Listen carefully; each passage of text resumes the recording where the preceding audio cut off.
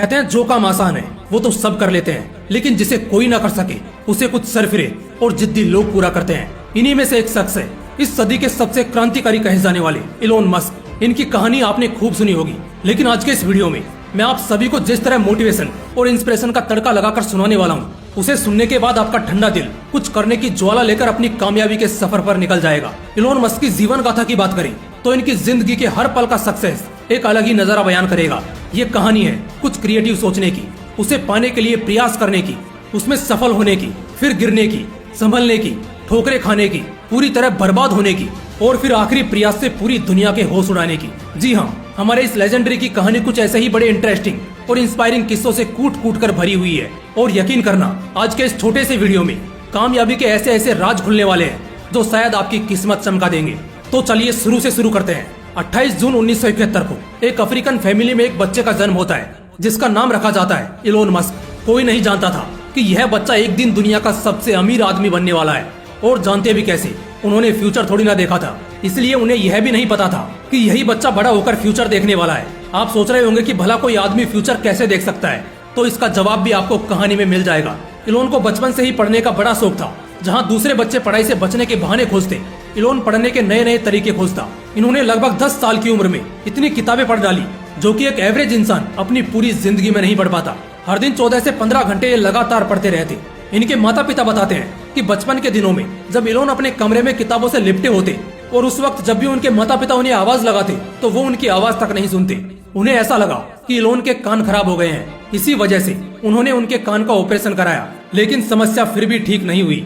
और बाद में पता चला कि असल में समस्या इलोन के कान में नहीं थी, बल्कि उनके तगड़े फोकस की थी। यानी कि किसी भी चीज में वो अगर एक बार खो जाते तो उसे कौन आवाज दे रहा है या उसके बगल में क्या हो रहा है उसे कुछ फर्क नहीं पड़ता। और यही आगे चलकर उनके जीवन का सबसे बड़ा प्लस पॉइंट साबित हुआ। इलोन बचपन से ही बहुत होशियार थे। बढ़ती उम्र के साथ इनको कंप्यूटर से बड़ा लगाव हो गया। उनका क्यूरियोसिटी लेवल एक एवरेज इंसान से कई गुना ज्यादा था। कंप्यूटर के इसी लगाव के दौरान उन्होंने महज 12 साल की उम्र में अपने कंप्यूटर में एक ब्लास्टर नाम का गेम बनाया और उसे $500 में एक कंपनी को सेल भी कर दिया।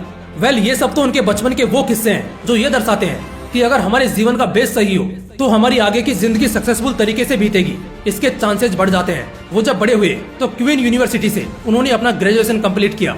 इसके बाद इन्होंने फिजिक्स में बैचलर ऑफ साइंस की डिग्री ली और इसको कंप्लीट करने के बाद वो अपना पीएचडी कंप्लीट करने के लिए कैलिफोर्निया शिफ्ट हो गए। लेकिन वहाँ जाने के बाद अब उनके पेशेंस ने जवाब दे दिया था। स्टार्टअप के प्रति जो उनका पेशेंस था वो अब जवाब दे चुका था। इसलिए सिर्फ 2 दिन के अंदर उन्होंने ड्रॉप आउट कर लिया और अपने बिजनेस करियर की तरफ आगे बढ़े। उन्होंने अपने भाई के साथ मिलकर सबसे पहले प्रोजेक्ट पर काम किया, दैट वाज जिप2, जो कि एक टेलीफोनिक कंपनी बनकर सामने आई। आगे चलकर 1999 में ये कंपनी भी एक बहुत ही हाई मार्केट वैल्यू में सेल हुई, जिससे इलोन को $22 मिलियन का प्रॉफिट हुआ। उसी साल इलोन ने X.com नाम की ऑनलाइन बैंकिंग स्टार्ट की और बहुत ही जल्द उनकी ये कंपनी भी बहुत सफल रही। और आगे चलकर X.com एक कोइनफिनिटी नाम की एक कंपनी के साथ मर्ज हो गई, जिससे ये बन गई पहली ऑनलाइन बैंकिंग कंपनी पेपाल, जिसकी वैल्यू हो गई करीब $1.5 बिलियन। यंग और कम एक्सपीरियंस होने की वजह से बोर्ड ऑफ डायरेक्टर्स ने इलोन को बाहर कर दिया। मगर इलोन के जो शेयर्स पेपाल में लगे थे उनके बदले उसे $165 मिलियन मिले। इलोन अभी एक बहुत ही वेल्थी पर्सन बन चुके थे, वो भी महज इतनी छोटी सी उम्र में। उनके पास कुछ सालों के अंदर ही इतना पैसा आ चुका था कि अगर वो सारी उम्र भी शौक से पैसे उड़ाते तब भी खत्म नहीं होते। मगर जैसा कि इलोन अपने इंटरव्यू में कहते हैं कि उन्हें पैसे से बिल्कुल प्यार नहीं है। वो पैसे को सिर्फ एक टूल, एक जरिया समझते हैं जो कि आपकी जरूरतों को पूरा करता है, और उन्हें ज्यादा मटेरियलिस्टिक चीजों का शौक भी नहीं है। वो बस मानव कल्याण के लिए काम करते हैं और अपने मिशन को अंजाम देते हैं। तो कहानी में आगे बढ़ते हैं। इलोन के पास $150 मिलियन से भी ज्यादा की संपत्ति हो चुकी थी। उन्हें स्पेस ट्रेवल का बड़ा शौक था, मगर अब तक उनके ऑब्जर्वेशन में कुछ भी बड़ा नहीं हुआ था। उन्होंने रॉकेट्स को स्पेस में भेजने की सोची, एक ऐसा रॉकेट जो रीयूजेबल हो, जो स्पेस में जाए और वापस जमीन पर आ जाए। लेकिन ये काम सबको इम्पॉसिबल लग रहा था। सबका यही कहना था कि ऐसा रॉकेट बनाना नामुमकिन है। लेकिन दोस्तों, जैसा मैंने वीडियो के स्टार्टिंग में बताया था कि जो काम सबको इम्पॉसिबल लगता है उन कामों को कुछ सरफिरे पूरा करते हैं, और यहाँ पर वो सरफिरा था इलोन मस्क। उसने इस बारे में नासा से बात की, लेकिन उन्हें एक रॉकेट की कीमत $8 मिलियन बताई, जो कि बहुत ज्यादा थी। इसी वजह से इलोन ने खुद से ही रॉकेट बनाने की सोची। दोस्तों, उनके पास कोई भी रॉकेट साइंस की डिग्री नहीं थी, ना ही उन्हें इसके बारे में कोई डीप नॉलेज थी। इस वजह से उसने रॉकेट के बारे में किताबें पढ़ना शुरू किया और काफी डीप नॉलेज लेने के बाद अपना सारा पैसा नए प्रोजेक्ट स्पेस एक्स में झोंक दिया। उन्होंने पहली बार कोशिश की, लेकिन वो कोशिश नाकाम रही क्योंकि जगह पे ही सिस्टम ब्लास्ट कर गया। दूसरी बार रॉकेट ऑन द वे ही फट गया और तीसरी बार रॉकेट स्पेस में जाकर ब्लास्ट कर गया। इन 3 कोशिशों के लगातार नाकाम होने से उनका लगभग दिवालिया निकल चुका था। इन्वेस्टर्स बहुत परेशान थे क्योंकि कंपनी बैंकक्रप्ट होने के कगार पर थी। दोस्तों, ऐसे बुरे दौर में जहां अगर कोई एवरेज इंसान होता तो तुरंत अपने कदम पीछे ले लेता, लेकिन इलोन मस्क ने कहा, I will try once more, मैं एक बार और कोशिश करूंगा। ये होता है एक जिद्दी, एक पागल इंसान का माइंडसेट जिसे इतिहास हमेशा याद रखता है। उन्होंने अपना सारा वेल्थ इसमें लगा दिया और अपना घर, प्रॉपर्टी सब कुछ बेचकर और कुछ फंडिंग उठाकर सब कुछ इसमें झोंक दिया, जो कि उनकी जिंदगी की सबसे बड़ी गलती साबित हो सकती थी। मगर नहीं, ये सिर्फ उनकी ही नहीं बल्कि हम सब के लिए खुशकिस्मती साबित हुई, क्योंकि उनकी ये कोशिश सफल रही। उनका रॉकेट स्पेस में गया और वापस भी आया। उनकी कंपनी स्पेसएक्स रातों रात बुलंदियों पर पहुंच गई और नासा से उन्हें 1.5 बिलियन डॉलर्स का कॉन्ट्रैक्ट भी मिला। ठीक इसके बाद उन्होंने एक और कंपनी में इन्वेस्ट किया जिसका नाम था टेस्ला मोटर्स। उन्होंने इसमें एक फ्यूचरिस्टिक विजन देखा। एक तरह से कह सकते हैं कि उन्होंने भविष्य देख लिया था कि फ्यूचर में ऐसी गाड़ियां चलेंगी जो पेट्रोल डीजल फ्री हो, और उनकी इसी सोच के कारण उन्होंने टेस्ला मोटर्स को भी भारी शेयर्स के साथ ओन किया और आगे चलकर 2008 में वो टेस्ला मोटर्स के सीईओ भी बने।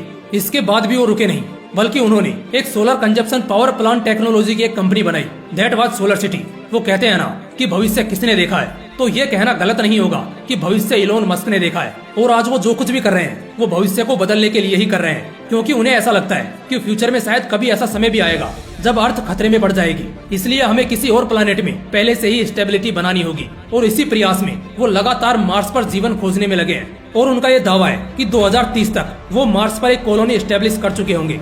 वैसे तो इलोन मस्क से सीखने वाली हजारों बातें हैं, लेकिन अगर कोई 2 बातें जो उनसे हमें सीखनी ही चाहिए तो वो ये होंगी।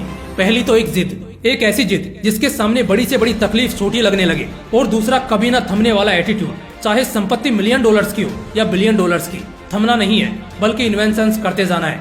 मुझे इलोन मस्क की जो सबसे अच्छी बात लगती है वो ये है कि वो अपनी जिंदगी में कभी डिस्ट्रैक्ट नहीं हुए। जब सिर्फ 25 साल की उम्र में उनके पास $मिलियन की संपत्ति थी। इतनी संपत्ति होने के बाद पैसों की गर्मी किसी को भी भटका सकती है, मगर इलोन ना तो रुके और ना ही भटके, बल्कि लगातार एक से बढ़कर एक इन्वेंशंस करते गए। दोस्तों, मुसीबत में खुद को समझाए रखो, आत्मविश्वास को हमेशा बढ़ाए रखो और जिंदगी के लक्ष्य को पाने के लिए हमेशा मेहनत लगाए रखो। फिर मिलते हैं अगली वीडियो में। जय Hind, Vande Mataram. Subscribe now and press the bell icon. Never miss an update.